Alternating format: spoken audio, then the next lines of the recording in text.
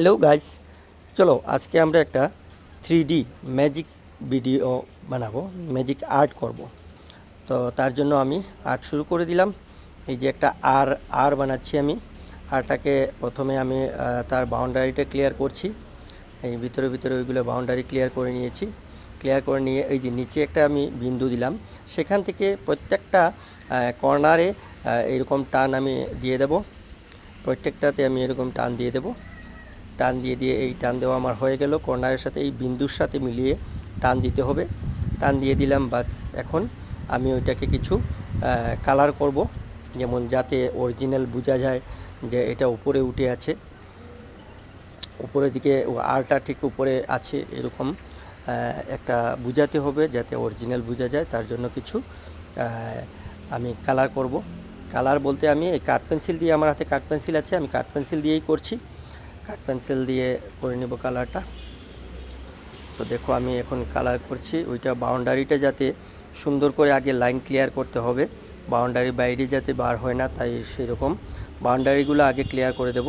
তারপর আমি ভিতরে ভিতরে এইগুলো এইরকম এইভাবে ঠিক এইভাবে আমি কালার করে দেব। তো একটা আমি কালার করে নিলাম। এখন নেক্সট আরেকটা, একটা পরপর একটা করব। তো নেক্সট একটা ছেড়ে দিয়ে তারপর আরেকটা করছি আমি, যাতে বোঝা যায় অরিজিনাল বলে সাইডেরটা দিয়ে দিলাম।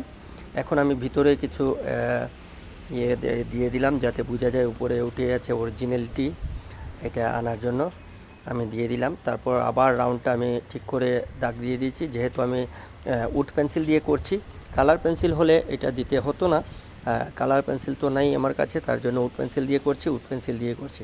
এখন আমি এটাকে একটা পেজের উপর, পেপারের উপর আছে বলে বুঝাবো।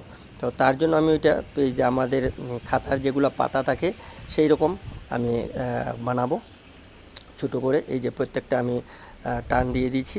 এখন আমি কেঞ্চি দিয়ে ওইটাকে কেটে ফেলবো, ঠিক দাগে দাগে তার ইয়েটাকে আমি কেটে ফেলবো। খাতার পাতা যেটা আছে ওইটাই থাকবে, বাকিটা আমি বাকি অংশগুলো কেটে ফেলবো। এক সাইড আমার কাটা হয়ে গেছে, এখন আমি সাইডটাকে সুন্দর করে কাটিয়ে মিলিয়ে দিচ্ছি। এখন এই দিকে হয়ে গেছে, এই সাইডটাও আমি কেটে ফেলছি, সুন্দর করে কেটে ফেলতে হবে। বাস কেটে ফেললাম। এখন আমার এই যে হয়ে গেল, এই দেখুন।